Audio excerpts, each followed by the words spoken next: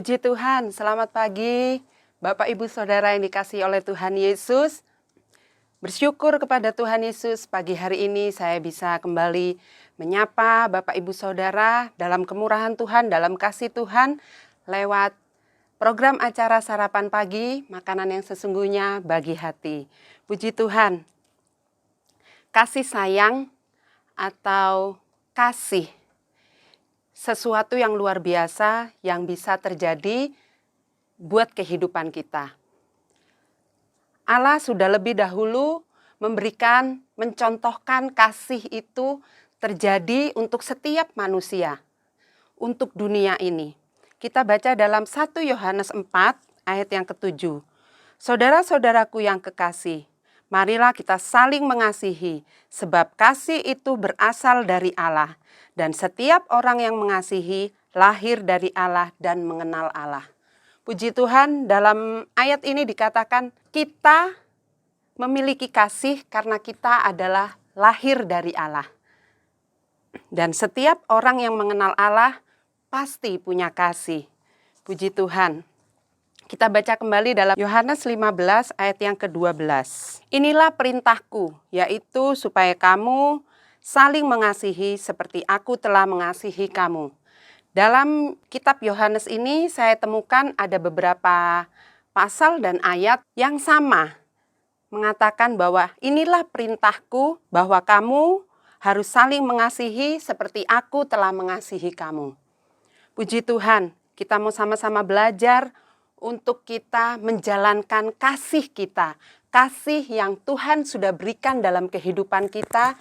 Kasih yang Tuhan sudah anugerahkan untuk kita juga dapat berbagi dengan orang lain. Ada beberapa poin yang akan kita sama-sama pelajari, cara kita untuk mengekspresikan kasih kita untuk orang lain. Yang pertama adalah kata pujian. Bahasa kasih biasanya yang orang-orang miliki lewat hal ini adalah mereka suka akan kata-kata pujian. Mereka senang mendapatkan kata-kata positif seperti dukungan, seperti pujian, pengakuan. Mereka suka mendengarkan kata-kata ini. Kita baca dalam Mazmur 103 ayat yang pertama dan kedua.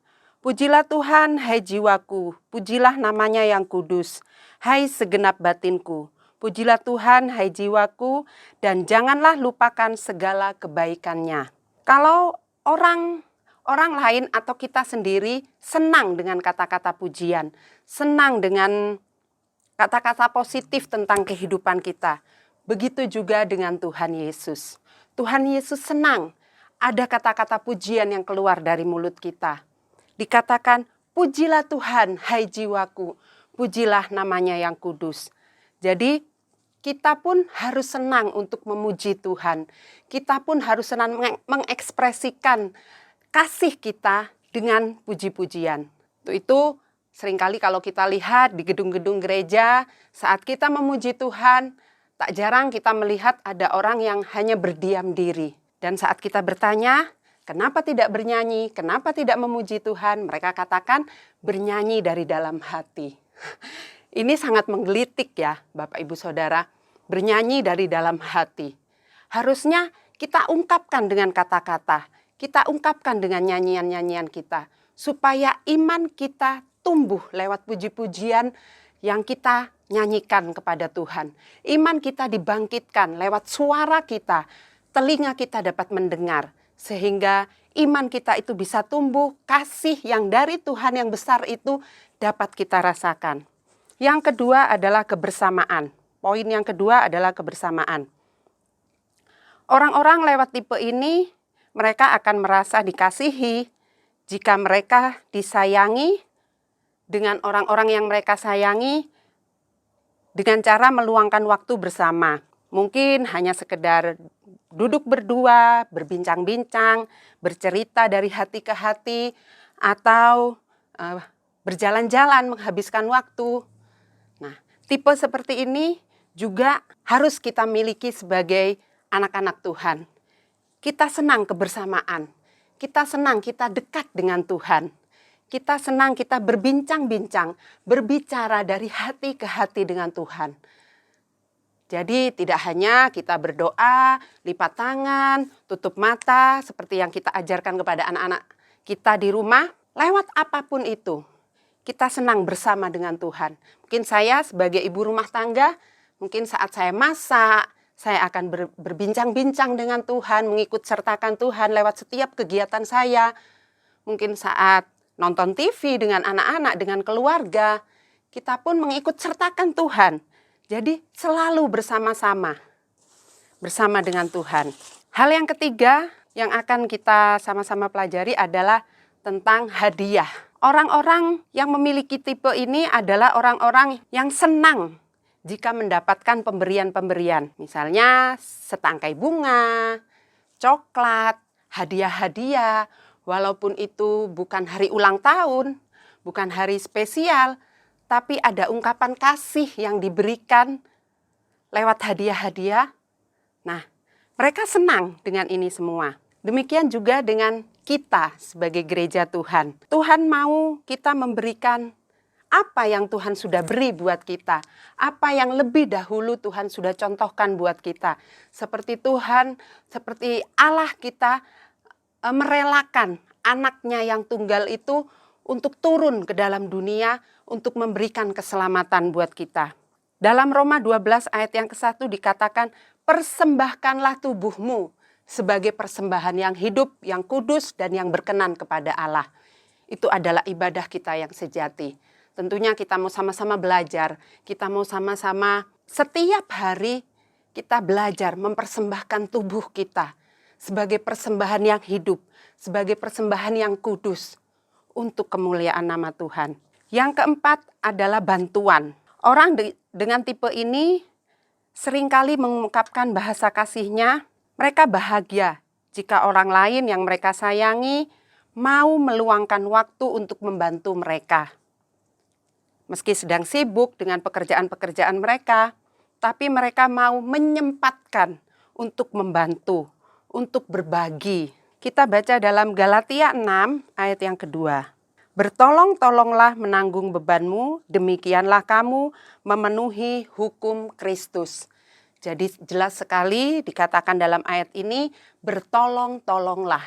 Ada banyak sekali di sekeliling kita, di sekitar kita, orang-orang yang membutuhkan bantuan kita. Kita perlu menunjukkan kasih kita. Kita sudah dapat contoh yang baik, yaitu kasih Kristus. Kasih yang besar itu yang tidak memilih. Kasih itu buat semua orang. Tidak dibatasi dari agama-agama tertentu. Tidak dibatasi dari golongan-golongan tertentu. Tapi buat semuanya kasih itu ada. Jadi kita pun mau belajar untuk saling membantu, saling menolong.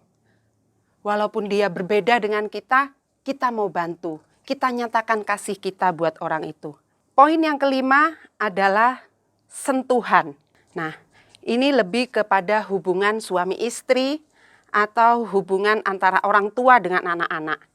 Misalnya lewat pelukan, lewat ciuman, atau lewat genggaman tangan. Nah, di situ anak-anak biasanya merasakan, oh mamaku mengasihi aku, oh papaku memperhatikan aku. Ada sesuatu yang beda saat ada sentuhan, saat kita memperhatikan mereka dengan kita merangkul mereka. Ada sesuatu yang beda. Kita baca dalam Yohanes 15 ayat yang ke-9, ini ayat yang terakhir. Seperti Bapa telah mengasihi aku, demikianlah juga aku telah mengasihi kamu. Tinggallah di dalam kasihku itu.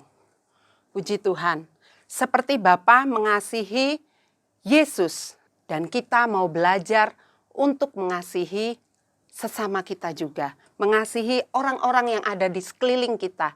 Mengasihi orang-orang yang ada di dekat kita. Bagaimana dengan orang-orang yang jauh dari kita? Kita pun bisa mengungkapkan kasih itu.